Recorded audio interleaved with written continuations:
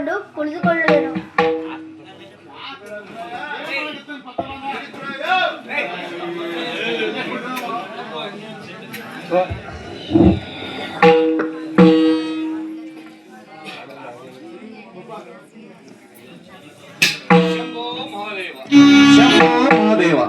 ಶಂಭೋ ಮಹಾದೇವ. ಮಗು, ನೀನ್ಯಾರು? ಸ್ವಾಮಿ, ನಾನು ಮಡಿವಾಳ ಶೆಟ್ಟರಮನೆ ಆಳು ಸ್ವಾಮಿ. ಮಗು, ಇಲ್ಲಿ ಏನು ಮಾಡುತ್ತಿರುವೆ? ಸ್ವಾಮಿ, ಇಲ್ಲಿ ಕತ್ತೆಗಳನ್ನು ಬಿಟ್ಟುಕೊಂಡು ಕುಳಿತುಕೊಂಡಿರುವೆನು ಸ್ವಾಮಿ. ಸ್ವಾಮಿ, ನೀವು ಯಾರು ಸ್ವಾಮಿ? ಮಗು, ನಾನು ಓರ್ವ ದಾರಿಕನು. ನಾನು ತುಂಬಾ ಬಾಯಾರಿಕೆಯಿಂದ ಬಂದಿರುವೆ. ಎಲ್ಲಾದ್ರೂ ಜಲವಿದ್ದರೆ ತೋರು ಮಗು. ಸ್ವಾಮಿ, ಪಕ್ಕದಲ್ಲಿಯೇ ರಾಮಜೋಯಿಸರ ತೋಟವಿದೆ. ಅಲ್ಲಿ ಒಂದು ನೀರಿನ ಬಾವಿ ಇದೆ. ಅಲ್ಲಿ ಹೋಗಿ ಜಲವನ್ನು ಕುಡಿ ಬಂದಿರಿ ಸ್ವಾಮಿ. ಮಗು, ನಾನಿನ್ನೂ ದಾರಿ ಕಾಣೆನು. ಕರೆದುಕೊಂಡು ನಡೆ ಮಗು. ಸ್ವಾಮಿ, ನಾನು ಬಂದರೆ ನನ್ನ ಕತ್ತೆಗಳು ಎಲ್ಲಿಯಾದರೂ ಹೋಗುತ್ತವೆ ಸ್ವಾಮಿ. ಮಗು, ನಿನ್ನ ಕತ್ತೆಗಳು ಎಲ್ಲಿಯೂ ಹೋಗುವುದಿಲ್ಲ. ನಡೆ ಮಗು, ಕರೆದುಕೊಂಡು. ಆಗುವುದು ನಡೆಯಿರಿ ಸ್ವಾಮಿ.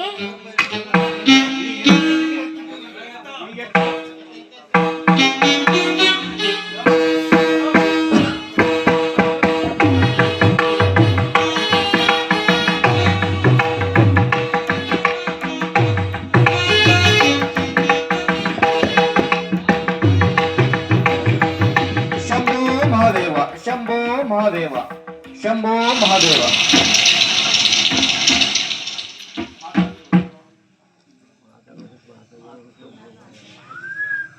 ಮಗು, ಜಲವನ್ನು ಸೇವಿಸಿ ದಾಹವೇನೋ ಇಂಗಿದಂತಾಯಿತು. ಮಗು, ತುಂಬಾ ಹಸಿವಾಗುತ್ತಿರುವುದು. ಅಲ್ಲಿ ನೋಡು ಮಗು, ಆ ಬಾಳೆ ಮರದಲ್ಲಿ 2 ಚಿಪ್ಪು ಹಣ್ಣುಗಳಾಗಿರುವು. ಕಿತ್ತುಕೊಂಡು ಬಾ ಮಗು. ಸ್ವಾಮಿ, ಸತ್ತಿಗೂ ನಾನು ಆಸೆ ಮಾಡೋದಲ್ಲ ಸ್ವಾಮಿ. ಮಗು, ಎದರ ಬೇಡ, ಕಿತ್ತುಕೊಂಡು ಬಾ ಮಗು. ಸ್ವಾಮಿ, ನಿಮ್ಮನ್ನು ನೋಡಿದರೆ ದೊಡ್ಡವರಂತೆ ಕಾಣುವಿರಿ. ನನಗೆ ಕಳ್ಳತನ ಮಾಡು ಎಂದು ಹೇಳಿವರಲ್ಲ ಸ್ವಾಮಿ. ಇದು ನಿಮಗೆ ಧರ್ಮವೇ ಸ್ವಾಮಿ? ಮಗು, ಇದು ಕಳ್ಳತನವಲ್ಲ.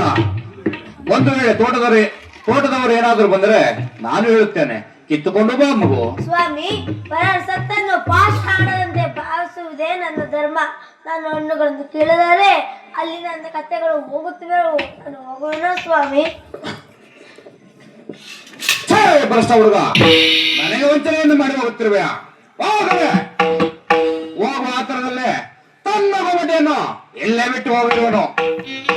ಇಲ್ಲವೇ ನನ್ನ ಬಾಯಿಂದ ಆ ಬೋಳೆ ಮರದ ಚಿಪ್ಪಣ್ಣಗಳನ್ನು ಕಿತ್ತು ಈತನ ಗೊಮ್ಮಟೆ ಇರಿಸಿ ತನ್ನ ಕೈಯಿಂದಲೇ ತನ್ನ ಮಗನ ಕರಗಳನ್ನು ಕಳಿಸಿ ಹೋದ್ರೆ ನಾನು ವಹಿಸುತ್ತೇನೆ.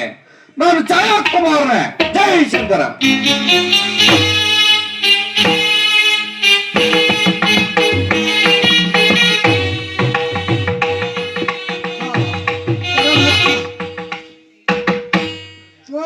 ಮಲಗಿ ಬಹಳ ಹೊತ್ತಾಯಿತು. ವಿಶ್ರಮಿಸಿದಂತೆ ಆಯಿತು. ತೋಟದ ಒಳಗಡೆ ಪ್ರವೇಶ ಮಾಡಿ ಹಾ ಪರಮಾತ್ಮ, ಇದೇನು ಆಶ್ಚರ್ಯ! ಈ ಬಾವಿ ದಡದಲ್ಲಿದ್ದ ಬಾಳೆ ಮರದಲ್ಲಿ 2 ಚಿಪ್ಪು ಹಣ್ಣುಗಳನ್ನು ಕಿತ್ತವರು ಯಾರೆಂಬುದಾಗಿ ಕಾಣಲಿ. ನನ್ನ ದಣಿಗಳು ಕೇಳಿದರೆ ನಾನು ಏನು ಎಂಬುದಾಗಿ ಹೇಳಲಿ. ಅಯ್ಯೋ, ಕಳ್ಳರು ಸಿಕ್ಕರಿದ್ದ ಪಕ್ಷದಲ್ಲಿ ನನ್ನ ಕರಗಳನ್ನೇ ಕಡಿದು ತೋರಿಸುತ್ತೀನಿ ಎಂದು ಕರಾರೆಂದು ಬರೆದಿರುವುದು. ಹಾ ಪರಮಾತ್ಮ,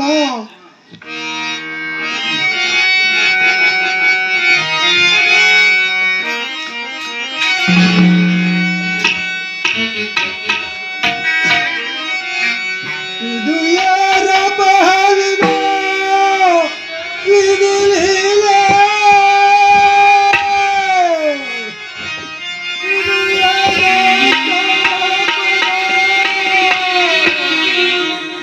ಸಕ್ಕೋ,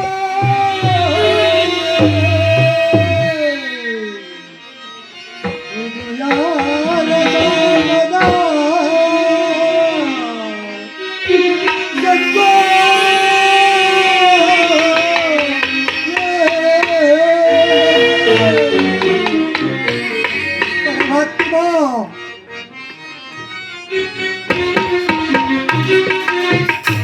ಯಾವನು